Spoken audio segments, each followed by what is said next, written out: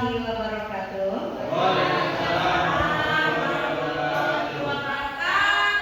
Pertama-tama marilah kita panjatkan puji dan syukur kita kepada Allah Subhanahu wa taala sehingga alhamdulillah dengan keringanan langkah dan kelapangan hati Bapak, Ibu, guru dari SMA swasta Teladan Serapah dapat berkumpul untuk diseminasi tentang budaya positif. Saya adalah Dewi Astanti, seperti Bapak Ibu tahu sendiri adalah calon guru penggerak dari angkatan 10 dan ini adalah salah satu aksi nyata yang harus saya lakukan. Diseminasi ini pengimbasan untuk Bapak Ibu guru atas apa ilmu yang telah saya peroleh selama lebih kurang 2 bulan ini, dan salah satunya adalah tentang budaya positif. Tak lupa selawat beraneka salam kepada junjungan kita Nabi besar Muhammad SAW, karena syafaat kemudian hari kelak yang kita harapkan. Selamat siang Bapak Ibu hebat semua. Selamat siang Ibu.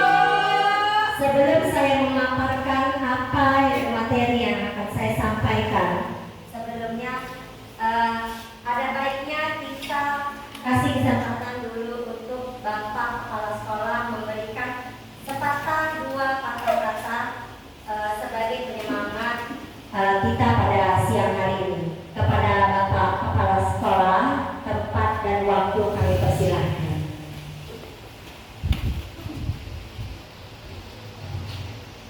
Assalamualaikum warahmatullahi wabarakatuh. Selamat siang, salam sejahtera untuk kita semua. Alhamdulillahirabbil alamin. Shalatu wassalamu ala asyrofil anbiya'i wal mursalin wa ala alihi wa ashabihi rasulillah ajmain. Puji syukur kepada Allah Subhanahu wa taala, Tuhan yang Maha Esa, karena sampai saat ini kita masih diberikan limpahan rahmat nikmat sehingga kita dapat berkumpul di ruangan ini dalam kegiatan diseminasi budaya positif oleh Dewi Astanti SPD CGP angkatan 10 dari SMA Teladan Serapah. Selawat beriring salam mari kita perbanyak untuk junjungan alam Nabi besar Muhammad Rasulullah SAW. Allahumma shalli wa sallim wa barik alaihi. Dengan memperbanyak selawat atasnya, semoga kita termasuk ke dalam hambanya, umatnya yang akan mendapatkan syafaat pertolongan di yaumil akhir. Bapak Ibu yang saya hormati, pada kesempatan kali ini ada satu orang rekan kita, Bu Dewi Astanti, yang sudah lulus sebagai CDP di angkatan 10. Ya, di tahun ini beliau akan mengadakan diseminasi. Oleh karena itu saya harapkan kepada Bapak Ibu untuk dapat meningkatkan ya kualitas masing-masing. Saya menyadari Bapak Ibu semua sudah memiliki kualitas yang baik. Namun dalam hal ini kita harus senantiasa meningkatkan kualitas diri masing-masing. Ya, kita tingkatkan lagi. Karena memang ketika kita berada di atas level kita sebelumnya, maka kita termasuk orang-orang yang beruntung. Tapi kalau kita mundur, maka kita termasuk orang-orang yang merugi. Baik Bapak Ibu, temanya adalah budaya positif. Ya, budaya positif. Jadi budaya positif itu seyogyanya nanti akan sama-sama kita dengarkan, ya, sama-sama akan kita dengarkan dan sama-sama akan kita imbaskan kepada warga, seluruh warga sekolah kita. Ya, bukan hanya dalam ruangan ini, tapi konteksnya adalah seluruh warga sekolah, unit SMA, umumnya pada Yayasan Pendidikan Teladan Serapah. Karena SMP dan SMK itu juga anak-anak kita juga. Jadi tidak hanya anak SMA saja. Berikutnya saya harapkan untuk tahun-tahun berikutnya Bapak Ibu sudah ada yang menyusul Bu Dewi Astati untuk menjadi seorang CDP, guru penggerak. Ya, jadi SMA kita termasuk SMA atau sekolah penggerak, maka seyogianya haruslah banyak juga guru penggerak yang berasal dari sekolah kita. Bapak Ibu jangan dilihat apa sih yang diperoleh dari jika kita menjadi guru penggerak. Tidak ada Bapak Ibu, hanya capek. Tapi tadi dilihat dari kita sebagai manusia harus meningkatkan kualitas diri kita masing-masing. Ya, kita tingkatkan. Oleh karena itu saya minta kepada Bapak Ibu yang hadir di sini untuk dapat bersama-sama kita sokong, bersama-sama kita bantu ya Bu Dewi Astati untuk sukses menjadi seorang guru penggerak. Mungkin hanya ini saja yang bisa saya sampaikan sebagai pembuka. Bila taufiq wal hidayah. Assalamualaikum warahmatullahi wabarakatuh. Terima kasih kepada Bapak Kepala Sekolah atas arahannya. Jadi Bapak Ibu, benar sekali kalau guru penggerak itu sendiri secara pengibasannya untuk ke swasta itu sebenarnya tidak nampak, tapi tidak tahu perkembangan ke depannya. Jadi kalau bisa Bapak Ibu ketika nanti angkatan 12 terbuka, silahkanlah untuk ikut mendaftar. Jadi bagaimana sistemnya, prosesnya, boleh tanya langsung ke saya. Baiklah, kita langsung pemaparan. Yang pertama adalah tentang budaya positif.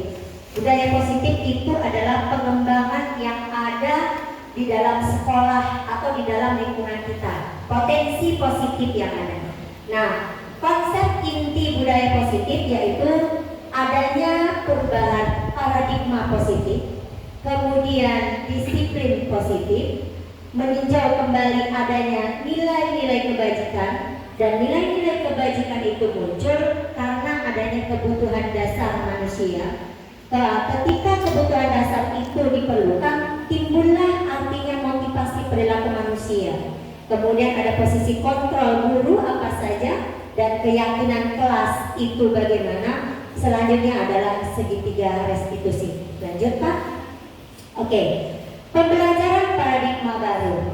Nah Bapak Ibu, pembelajaran paradigma baru dengan merupakan pembelajaran yang dirancang berdasarkan prinsip pembelajaran berdiferensiasi, sehingga peserta didik belajar sesuai kebutuhannya berdasarkan tahap perkembangan sesuai teori psikologi modern untuk mewujudkan profil pelajar Pancasila. Bapak Ibu tahu sendiri artinya berdiferensiasi. Kalau pembelajaran biasanya kalau sekarang berdasarkan kurikulum merdeka itu dikelompokkan berdasarkan bakat, minat, kemudian Bapak Ibu yang tahu sendiri bagaimana siswanya di dalam kelas yang memiliki potensi yang sama digabungkan, atau pintarnya sama bagaimana digabungkan, atau bagaimana teknik Bapak Ibu membuatnya yang pintar digabungkan dengan yang menurut kita kurang untuk memiliki kemampuan kognitifnya digabungkan dengan yang memiliki kognitif yang tinggi. Itu berdiferensiasi. Nah, mewujudkan profil Pancasila, kita tahu sendiri profil Pancasila itu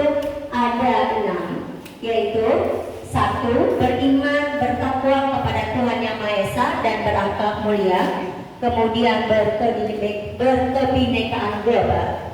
Selanjutnya adalah gotong royong, kreatif, bernalar kritis dan mandiri. Lanjut Pak. Nah ini adalah miskonsepsi. Bapak Ibu, miskonsepsi itu adalah cara pandang yang salah ya tentang teori kontrol. Selama ini ilusi guru itu mengontrol murid. Kita bisa gambarkan bahwasanya seperti ini. Kalau membuat suatu kesalahan langsung ekspresinya adalah marah. Ilusi bahwa kritik dan membuat rasa bersalah mampu membuatkan karakter. Misalnya membuat rasa bersalah, itu sering dilakukan ya. Kamu berbuat ini membuat saya seperti ini. Gara-gara kamu, ada kata-kata bahasa gara-gara kamu itu membuat siswa itu ya, Bapak. Nah, untuk ilusi yang pertama, bahwa semua penguatan positif, efektif, dan bermanfaat. Kemudian ilusi yang kedua adalah bahwa orang dewasa berhak memaksa. Itu miskonsepsi yang salah selama ini. Oke, lanjut. Nah, yang akan kita lakukan adalah merubah paradigma stimulus respon ke pendekatan teori kontrol. Stimulus respon tentang dunia, misalnya ada realitas atau kebutuhan kita sama. Nah, teori kontrolnya adalah realitas atau kebutuhan kita semua sebenarnya adalah berbeda. Sudut pandangnya salah satunya adalah kita merasa peserta didik datang ke sekolah, kebutuhannya sama-sama adalah ingin sekolah atau belajar. Sebenarnya kebutuhannya semuanya berbeda. Oke, selanjutnya, semua orang melihat hal yang sama. Sebenarnya setiap orang memiliki gambaran yang berbeda.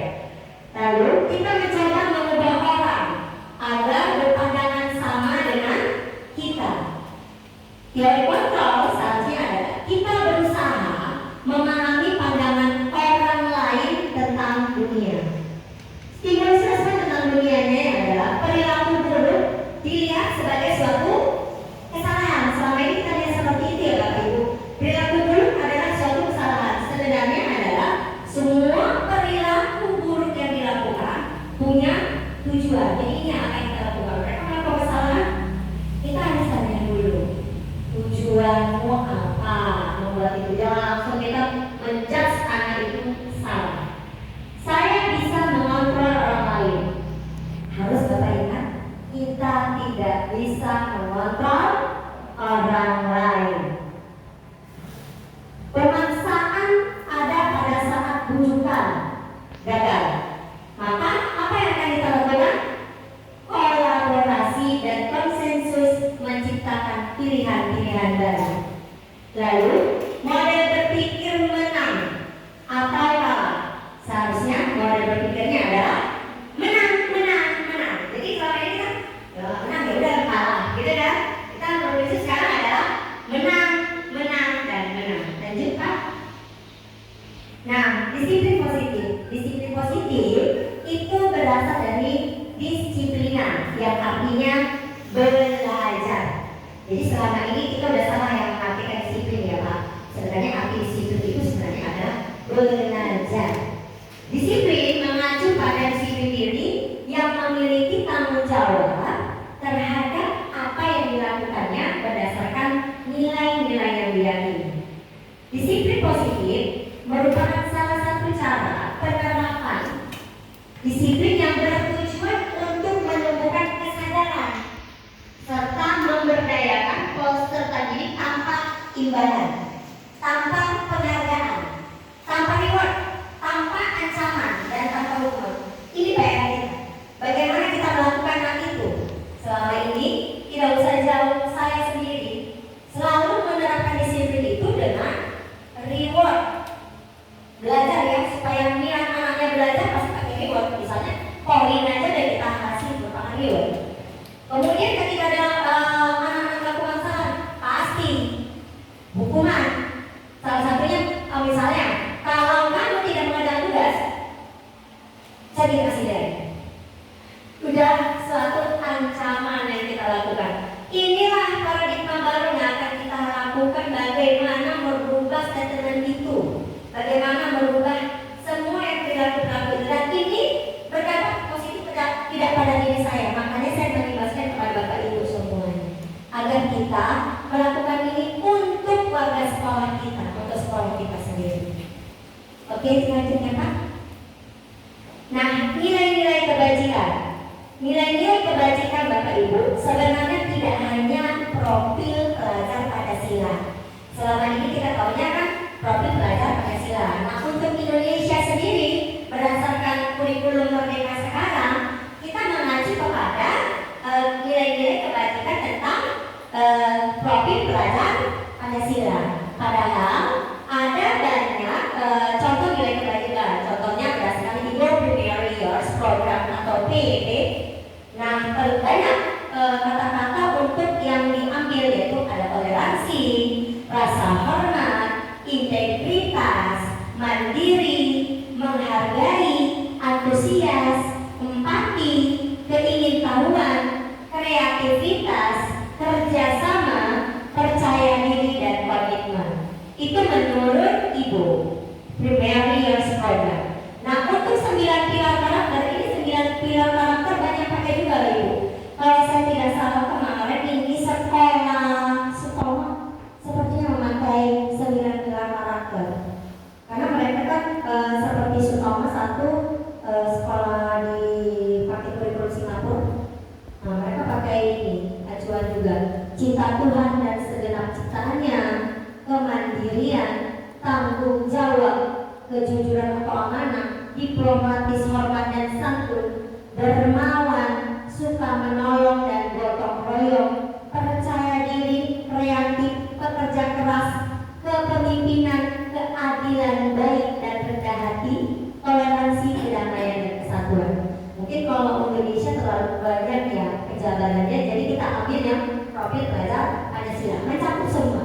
Di mana mencakupnya? Beriman, bertakwa kepada Tuhan Yang Maha Esa dan berakhlak mulia. Itu penjabarannya banyak, makanya kita di kurikulum mereka penjabarannya banyak. Masuklah kejujuran di situ. Ya kan Bapak Ibu? Kemudian tanggung jawab juga masuk di dalam beriman dan bertakwa. Kemudian suka menolong itu masuk dalam gotong royong. Jadi suka menolong sama gotong royong tidak gabung. Jadi yang kita gunakan adalah profil pelajar Pancasila. Lebih mudah mengingatnya. Dan penjabarannya juga tidak terlalu banyak. Lanjut, Pak. Nah, ini kebutuhan dasar manusia. Kebutuhan manusia adalah segala sesuatu yang dibutuhkan oleh manusia untuk mempertahankan keseimbangan kondisi fisiologis dan psikologis yang bertujuan untuk mempertahankan kehidupan dan kesehatan. Lanjut, Pak. Nah, ini 5 kebutuhan dasar manusia, Bapak Ibu, yaitu penguasaan. Kemudian ini menurut William Glasser ya, kasih sayang dan rasa diterima, bertahan hidup, kesenangan dan kebebasan. Lanjut, Pak, selanjutnya. Nah, motivasi perilaku manusia. Artinya motivasi perilaku manusia adalah ketika kita berbuat motivasinya ada. Salah satunya adalah motivasinya, yaitu pertama, untuk menghindari ketidaknyamanan atau hukuman. Tidak jauh Bapak Ibu, kita datang tetap 645. Salah satunya adalah untuk menghindari ketidaknyamanan atau hukuman. Benar tidak Bapak Ibu? Benar sekali. Selanjutnya adalah untuk mendapatkan imbalan atau penghargaan dari orang lain. Nah, kita lakukan tidak? Anak-anak kita buat seperti itu tidak? Jadi kenapa kita bahas ini? Nanti Bapak Ibu wali kelas saya udah ingatkan kemarin, kita akan buat keyakinan kelas. Jadi keyakinan kelas itu dibuat berdasarkan keyakinan mereka dan buat konsekuensinya tanpa harus ada untuk mendapatkan imbalan atau penghargaan dari orang lain. Jadi semua kembali kepada diri sendiri, mulai dari diri. Selanjutnya adalah untuk menjadi orang yang mereka inginkan dan menghargai diri sendiri dengan nilai-nilai yang mereka percaya. Kita mau yang mana motivasinya Bapak Ibu? 1, 2, atau yang ketiga motivasinya? Ketiga. Benar sekali. Ini yang akan kita tuju, yaitu motivasinya untuk menjadi orang yang inginkan dan menghargai diri sendiri berdasarkan nilai yang kita yakini sendiri. Benar kan Bapak Ibu? Iya. Ini koreksi atau refleksi juga untuk diri kita sebagai Bapak Ibu guru. Lanjut, Pak. Ya, ini konsep disiplin dengan identitas yang gagal ya. Konsep disiplin dengan identitas yang gagal. Apa itu konsep disiplin yang identitas yang gagal? Salah satunya adalah hukuman dan penghargaan. Termasuk yang bagaimana hukuman itu? Menyakitkan, kemudian tidak nyaman, kemudian murid jadi takut, lalu ada memaksa, kemudian murid menyembunyikan kesalahan, dan murid menjadi rendah diri. Ada nggak kita temukan? Karena bisa temukan tidak jauh Bapak Ibu. Saya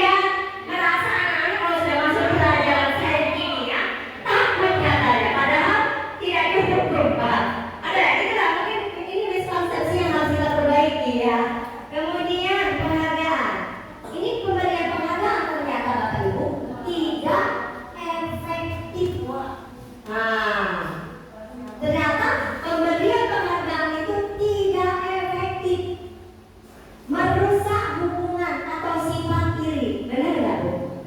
Kita kasih A, iri nggak yang C, yang B siswanya? Itu dia, kenapa tidak efektif? Kemudian mematikan kreativitas. Kira-kira ini benar nggak ya? Ini kemarin perdebatan juga waktu akal ya. Ketika yang dikasih penghargaan sebenarnya mematikan kreativitas ya. Mungkin bagi siswa-siswa yang tidak dapat reward ya, mematikan kreativitas mereka menganggap dia saja yang dapat. Benar nggak? Pastinya ya itu nanti. Inilah dia. Inilah yang mau kita sebenarnya sudah cukup lama Indonesia ini merdeka.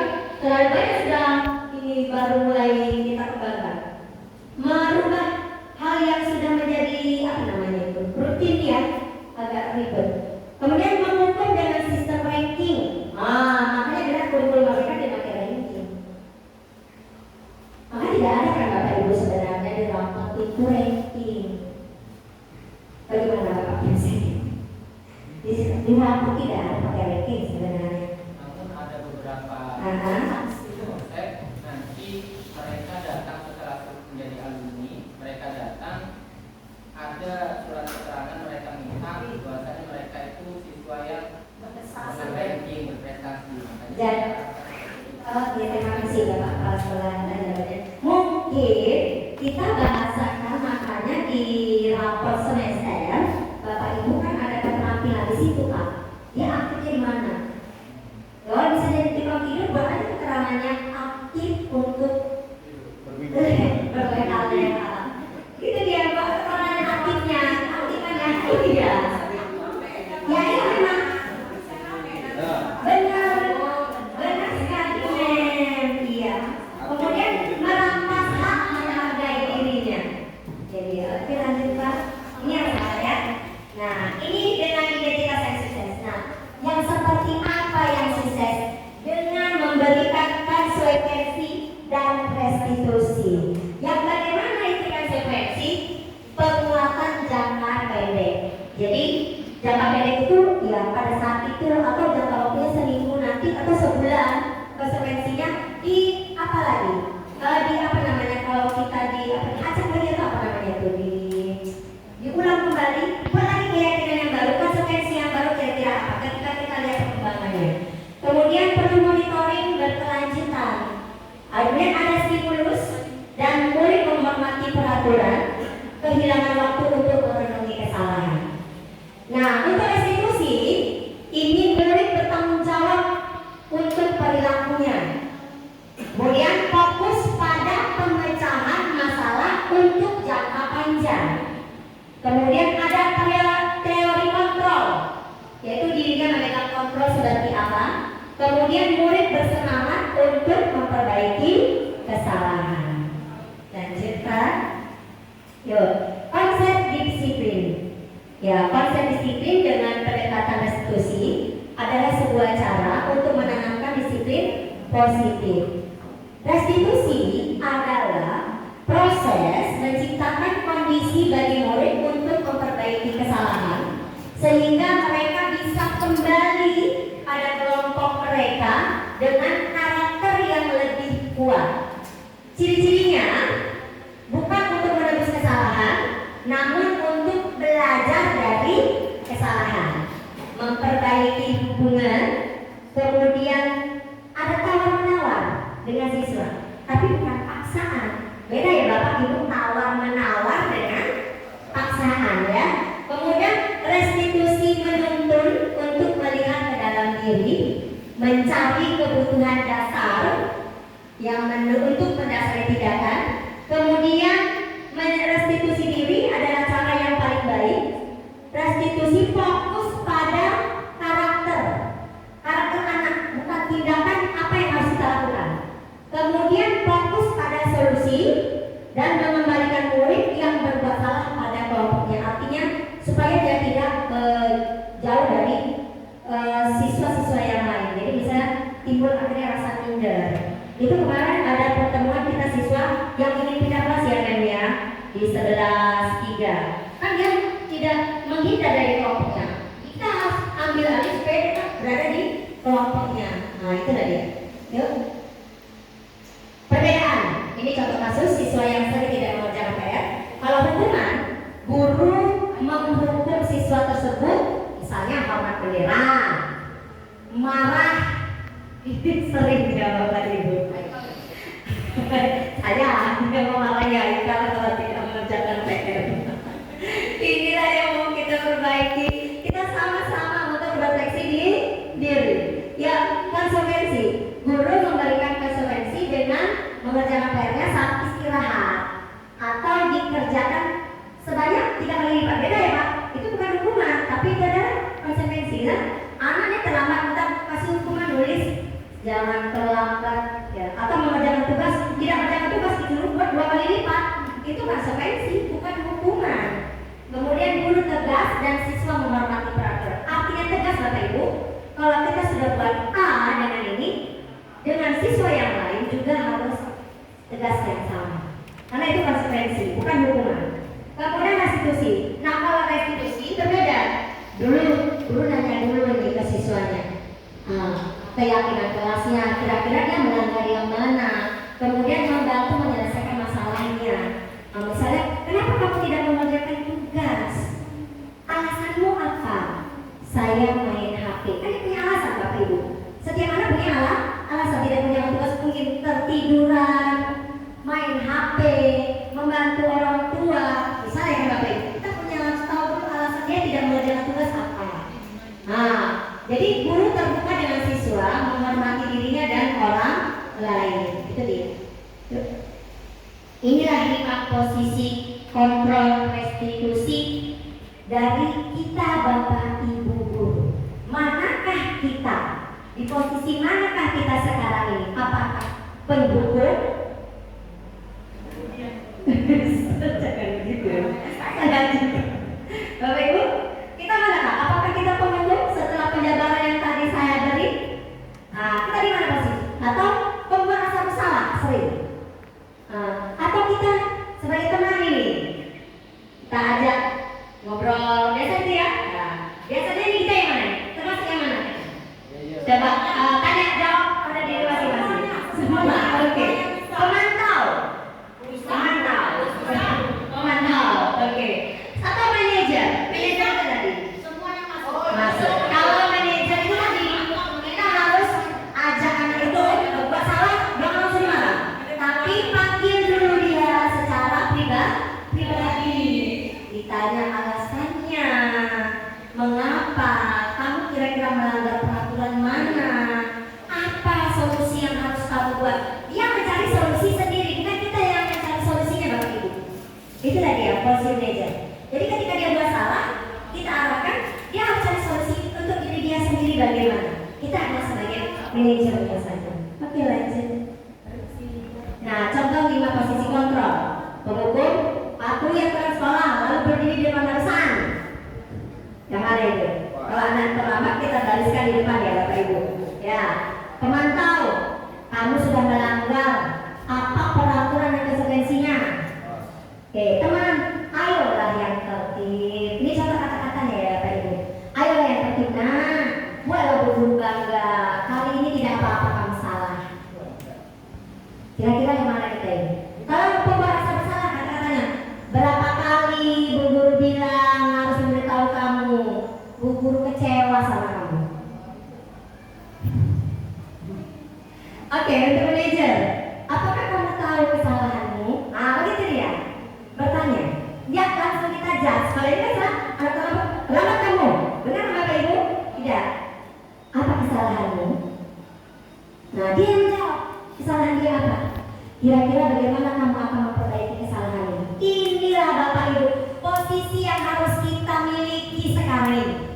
Belajar kita sama-sama untuk itu. Oke, lanjut Pak. Yuk. Nah, ini keyakinan kelas.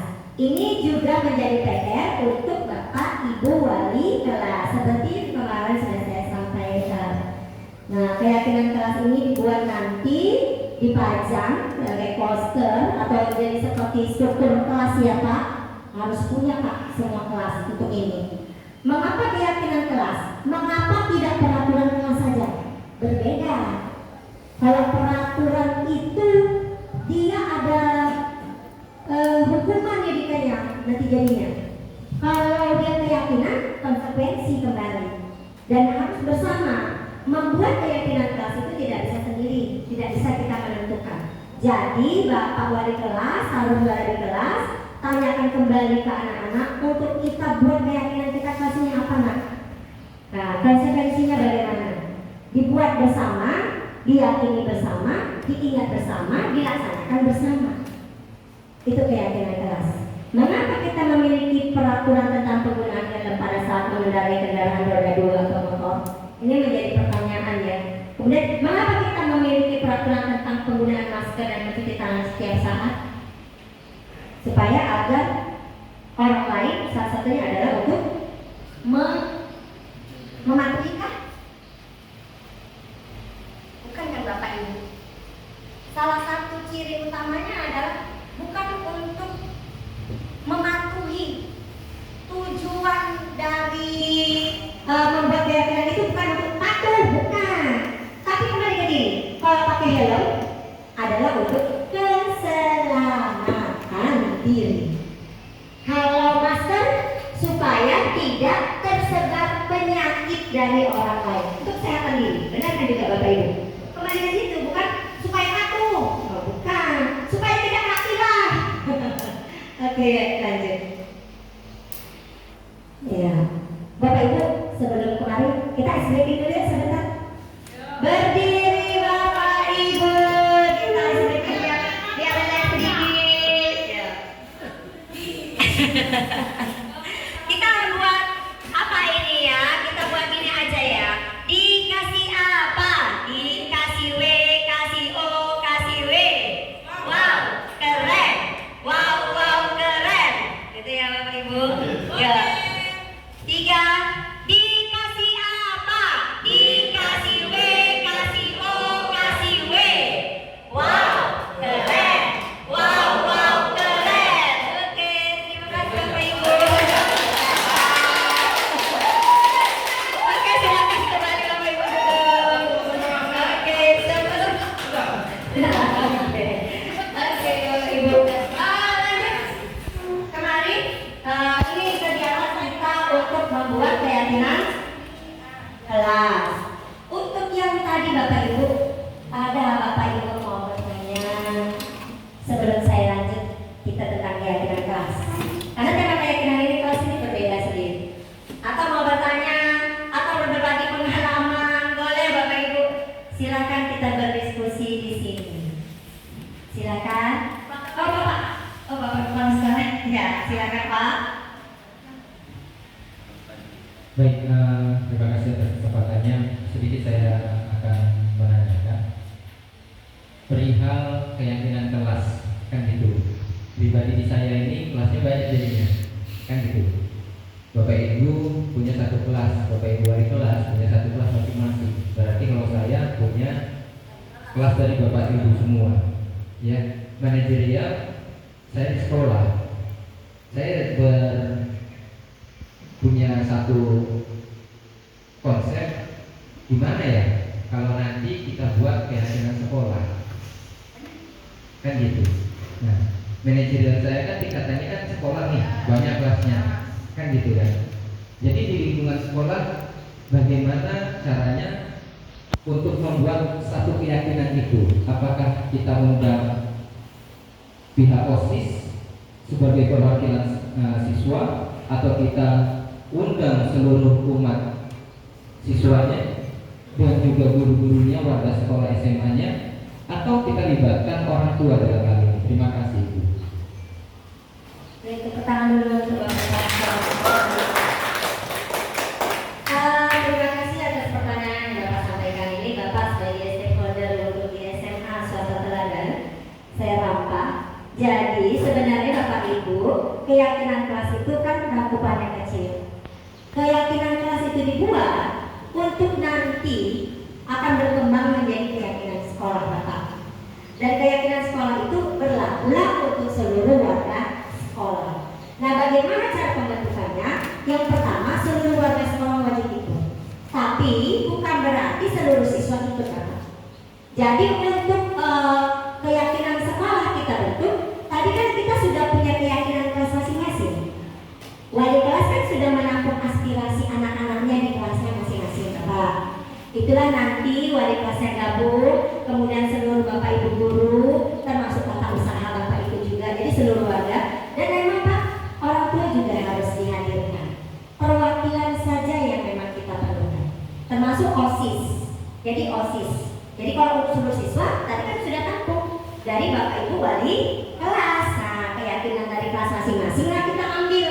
Mana keyakinan kelas yang kalau kita katakan sama ini semuanya, memiliki keyakinan yang sama dan bisa kita gunakan untuk memang menjadi keyakinan sekolah.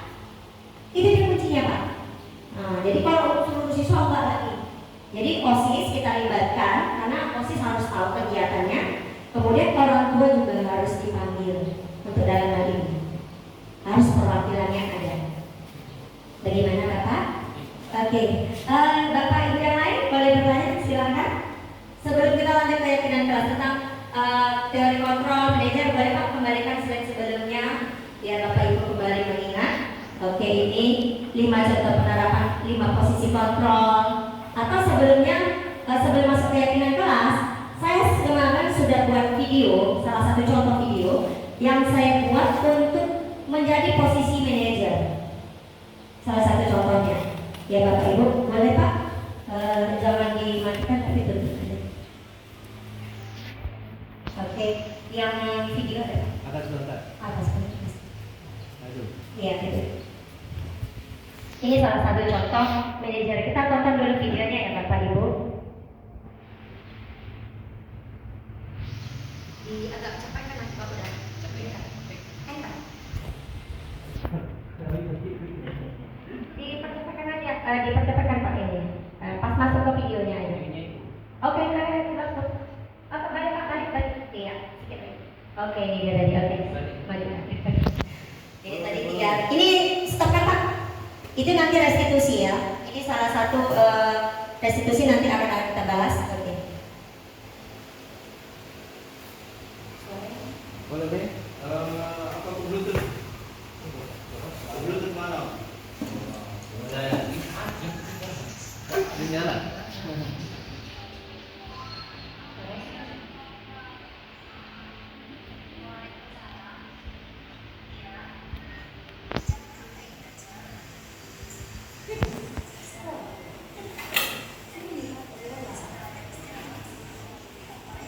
Bluetooth dari Bluetooth.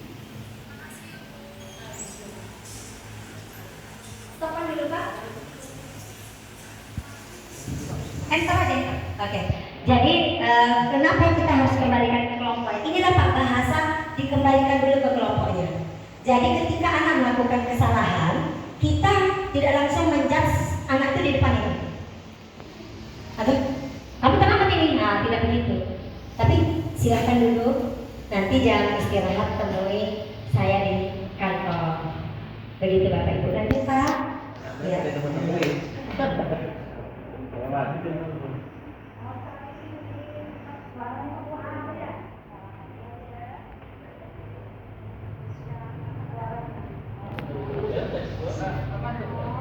Masuk, mana Pak?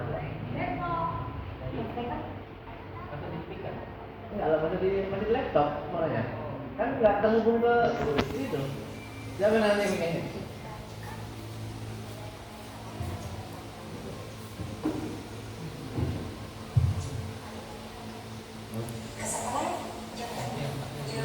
Coba ulang Pak dari awal dari awal. Dari lari. Oke.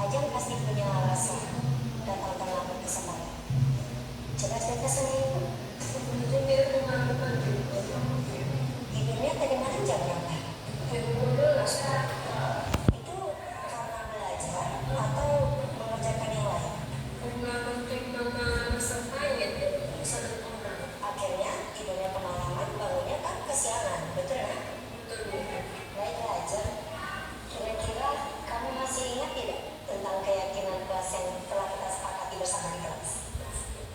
Pasti ingat. Kira-kira kamu melanggar keyakinan kelas yang mana? Hadir tepat waktu. Ajak yakinkan kalau hadir tepat waktu itu penting bagi kita. Apalagi kan sesuai dengan peraturan sekolah. Kalau bel itu 7:10. Ajak yakini itu tidak. Sekarang apa yang Ajak harus lakukan agar tidak terlambat lagi datang ke sekolah? Biar tepat waktu. Tidak diberi penerbangan, kesabaran, dan berpesan bagi waktu. Oke, tidurnya lebih awal. Jam berapa itu, Nak? Kira-kira jam 9.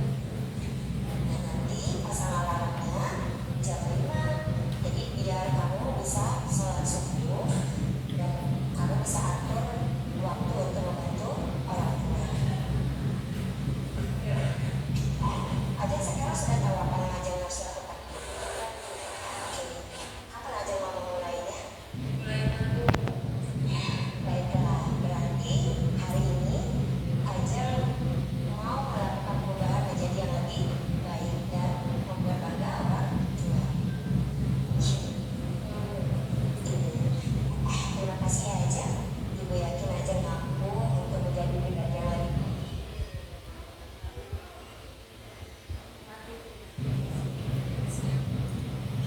Baiklah, sekarang Ajeng boleh balik ke kelas.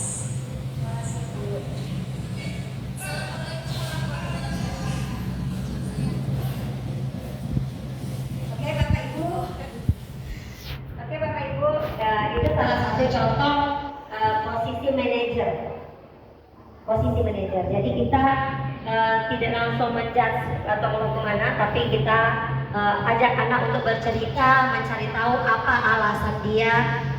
Salah satunya ada tadi datang terlambat. Oke Pak, ada Bapak Ibu yang mau bertanya? Oke Ibu. Oke, terima kasih Ibu. Saya ingin bertanya tentang video yang di depan ini. Siswa ini bernama Ajeng. Kemudian mungkin di sini kita bilangkan dia 1 kali terlambat. Nah, jika si Ajeng ini terlambat 1 hari sudah kita panggil seperti di video tadi, kita berikan juga dengan keyakinan yang sudah kita sepakati di kelas. Kemudian keesok sudah tahu apa kendala kenapa dia terlambat. Tadi katanya untuk membantu orang tua. Oke. Nah, jika kita dapati kembali Ajeng ini besok terlambat lagi sampai 3 hari, dan setelah kita bilang berturut-turut 3 hari. Dalam 1 bulan itu dia ada terlambat 3 kali lah kita bilang atau 4 kali. Nah, apakah perlu kita panggil orang tua datangnya langsung ke sekolah untuk kita dapati apakah sebenarnya permasalahan yang sebenarnya? Apakah memang dia membantu orang tua karena dia tadi terlalu lama untuk tidur karena dia terlambat bangun telat? Apakah ada kendala yang lain? Karena kan ini kita dapati juga anak-anak ini, maaf ya Bu ya, tidak kita percaya. 1 kali kita yakini oke. Kemudian kalau berkali-kali 1 bulan dia terlambat, kan tidak mungkin hanya terus tiap hari membantu orang tua. Nah, pertanyaan saya, apakah kasus seperti ini bisa kita panggil orang tua untuk mengetahui apa sih kendala dia 1 bulan itu lebih dari 3 kali terlambat? Terima kasih Bu. Terima kasih Bu Dian. Tepuk tangannya dulu untuk Bu Dian. Berarti kan Bu Dian menyimak dari awal materi yang telah saya sampaikan. Oke, Pak kembalikan ke slide-nya Pak, boleh? Ya, simpan, ya tetapkan saja nanti ada di situ. Tadi kan Bapak simpan slide-nya. Tengah biru. Tengah biru.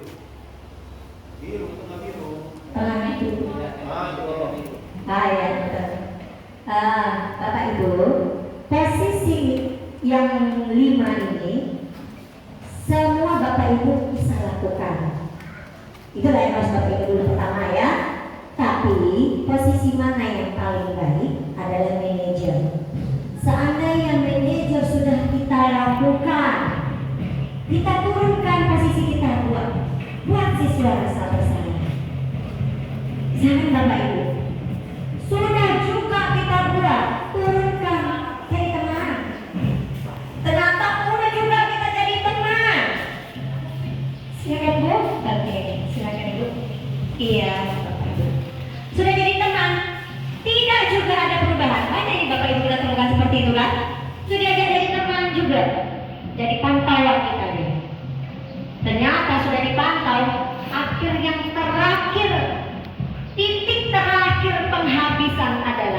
menghukum.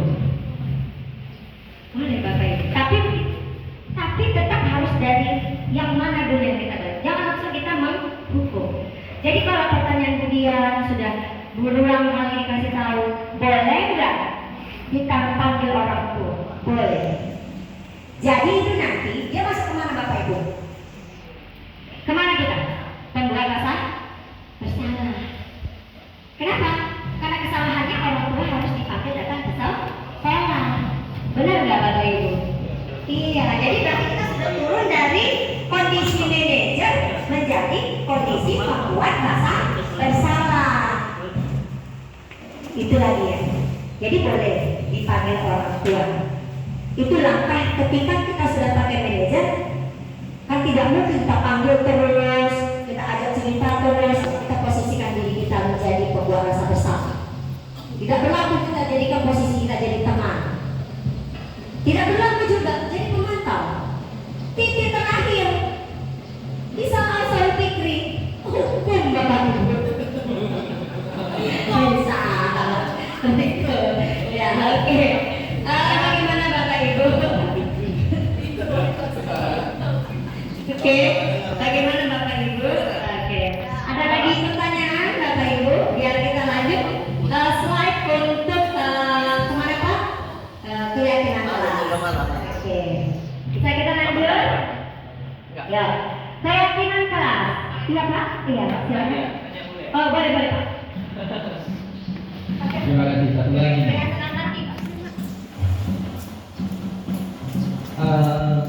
Bila ini kan tadi kita bercerita keyakinan kelas itu wali kelas ya, kan gitu wali kelas. Namun apakah ini nanti bisa dibuat tersendiri oleh guru mata pelajaran? Jadi misal saya masuk sebagai guru IPA kan gitu. Memang di dalam kelas ini, misalnya ini adalah kelas 10-2 kita katakan.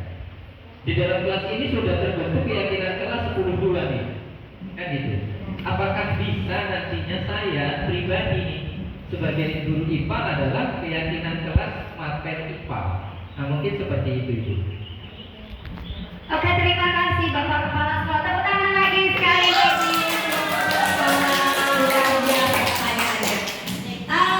Benar Bapak Ibu, itu keyakinan kelas kan untuk peraturan seluruh siswa yang ada di situ dengan wali kelasnya, peraturan kelas mereka. Nah, untuk pelajaran bidang studi boleh buat keyakinan untuk Bapak Ibu ketika menjadi guru bidang studinya. Keyakinan guru bidang studinya. Jadi mereka juga mematuhi keyakinan yang dibuat untuk pelajaran bidang studi IPA misalnya Pak, begitu Pak. Nah, jadi boleh Pak. Gimana Pak? Oke. Bagaimana Bapak Ibu guru yang lain? Kita lanjut slide. Oke. Nah, ini tadi keyakinan kelasnya Bapak Ibu. Bagaimana kegiatan membuat keyakinan kelas? Nah, guru bersama siswa membuat keyakinan kelas. Jadi nanti kalau bisa ini dibuat mungkin sebelum tahun ajaran baru atau tahun ajaran baru Pak? Yang 2015 tahun ajaran baru ya. Oke. Kemudian apa yang dibuat? Pertama diskusi dulu. Kemudian menyusun peraturan menjadi keyakinan. Jadi buat dulu peraturan yang A, B, C. Peraturan tadi dipilah lagi kan kita saling nih dari anak-anak. Kemudian kita saring, kita susun, tidak perlu banyak-banyak Pak. 6, 5 item sudah cukup. Tapi jika merasa perlu lebih, boleh. Kayaknya ini kurang nih. Yang diyakini 10 boleh, 15 keyakinan buat boleh. Tergantung kelasnya, tergantung siswa-siswinya mau berapa. Akan hasil diskusi bersama. Kemudian menempelkan hasilnya ke kelas. Seperti buat struktur organisasi kelas. Jadi setiap kelas punya keyakinan. Ada pertanyaan Oke Pak? Silakan. Assalamualaikum warahmatullahi wabarakatuh. Pertanyaan Ibu Awi tentang keyakinan kelas tadi. Kalau di sekolah kita kan ada namanya peraturan sekolah di kelas, ada poinnya kalau nggak salah 25 itu kan. Apakah nanti dalam kita buat keyakinan kelas di luar yang poin 25 itu tadi, atau boleh masuk juga di poin 25 itu? Terima kasih saja Bu. Oke, tepuk tangan dulu Pak Rudi ya. Lanjut yang aku dulu ya Pak Rudi ya. Ini senang kalau saya berdiskusi seperti ini. Semangat. Gini Bu, Assalamualaikum warahmatullahi wabarakatuh. Tadi Bu banyak. Nah, ini kan kita mulai kejadian kelas ini dimulai dari awal ajaran baru, ada siswa baru gitu kan. Nah, jika nanti kita buat di awal ajaran baru itu sudah main misalnya setengah semester, itu awal sudah kita buat kejadian kelas, misalnya di didik 10 kayak kita. Nah, setelah berjalannya waktu, kemudian ada terdapat juga poin-poin yang harus kita yakini juga satu kelas. Apakah boleh kita tambah atau tidak keyakinan kelas tersebut? Terima kasih. Coba sepertinya tadi ada coba balik lagi seperti tadi ada saya sudah buat. Kalau saya tidak salah saya bilang oke balik. Oke, untuk pertanyaan Pak Budi, kalau peraturan sekolah itu peraturan, kalau keyakinan itu berbeda kan Pak? Boleh nggak dari yang 25 dimasukkan? Boleh, tapi bahasanya berbeda. Jadi misalnya kan peraturan sekolah hadir tepat 07.10 kita singkat ya. Artinya apa itu? Hadir tepat waktu. Benar kan Pak? Oke, peraturan misalnya rambut tidak boleh panjang, pakaian simbol lengkap. Apa Bu? Artinya berpakaian rapi dan bersih serta sopan. Salah satu contoh. Itu kan kita sampai 25 penjabarannya berbeda-beda ya kan Pak? Jadi kita bisa ambil boleh. Nah, untuk keyakinan kelas yang sudah berjalannya dengan waktu, ternyata harus ditambah, boleh Bu Dia. Makanya tadi ada saya bilang, kalau masalah tadi ada materi sebelumnya, dia harus direview kembali.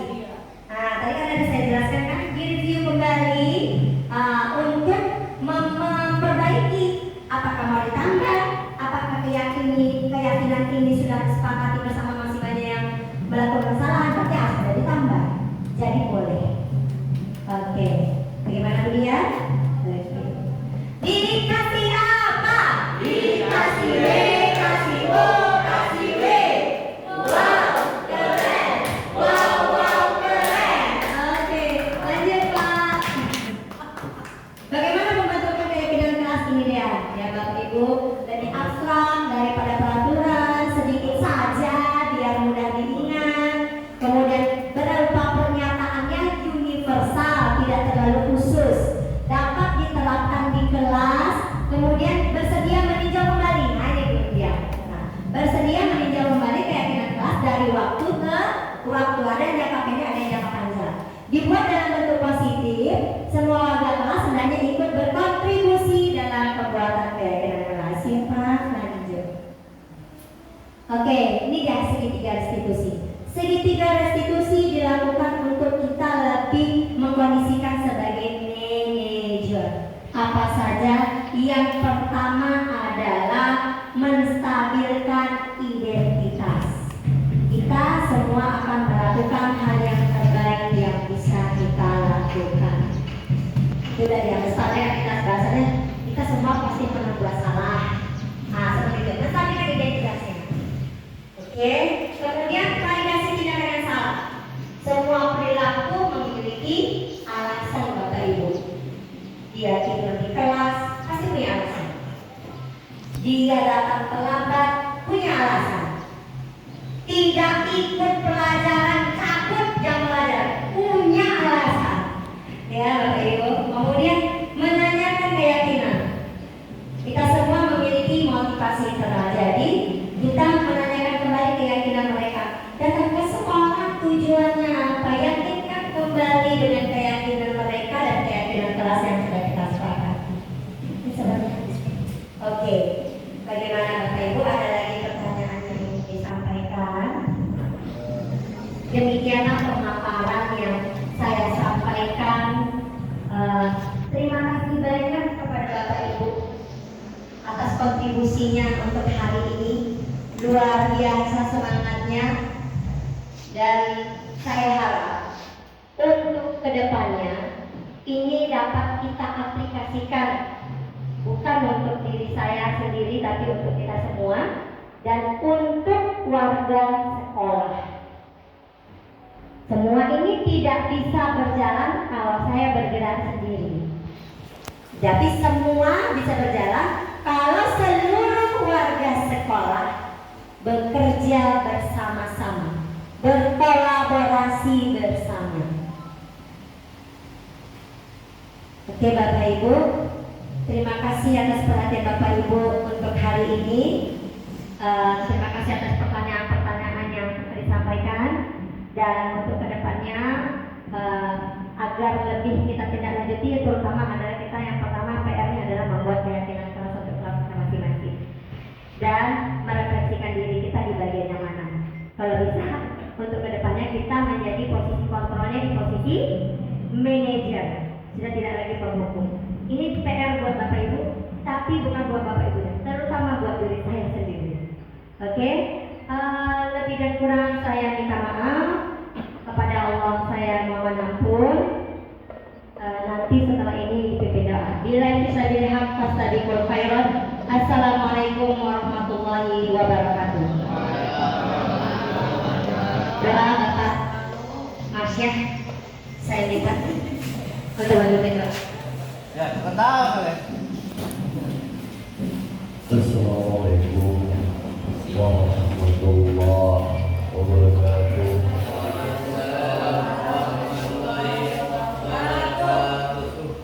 Untuk kelancaran kegiatan kita pada hari ini, marilah kita berdoa untuk kesuksesan kita pada siang hari. Nauzubillahi minash shaitonir rajim. Bismillahirrahmanirrahim. Alhamdulillahi rabbil alamin. Wassalatu wassalamu ala asrafil anbiya'i wal mursalin wa ala alihi wa ashabihi rasulillahi ajma'in. Hamdan syakirin, hamdan naimin, hamdan wa yukafi'u mazidah. Ya Rabbana lakal hamdu kama yanbaghi li jalali wa hazihi sultanik wa ala alihi wa ashabihi rasulillahi ajma'in. Allahumma salli ala sayyidina Muhammadin fil awwalin wa salli wa sallim wa barik ala sayyidina muakhirin wa salli wa sallim wa barik ala sayyidina nabiyyin wa salli wa sallim wa barik ala sayyidina mursalin. Allahumma salli ala sayyidina Muhammad salatan tunjina bi ahwali wal afat wa takhdilana biha min jami'i sayyi'at wa tarfa'una biha innaka darajat wa tuballighuna aqsal hayati min jami'il khair wa ba'dal mamat innahu qaribun musibun dawat wa ya khatiyah hazan. Allahumma inna nas'aluka salamatan fid dina wa afiyatan fi jasadina wa ziyadatan fil ilmina wa barakatan fi rizqina wa tawbatan qabla al-maut wa rahmatan inda al-maut wa maghfiratan ba'da al-maut. Allahumma min alayna fi sakaratil maut wan najata minan nari wal afwa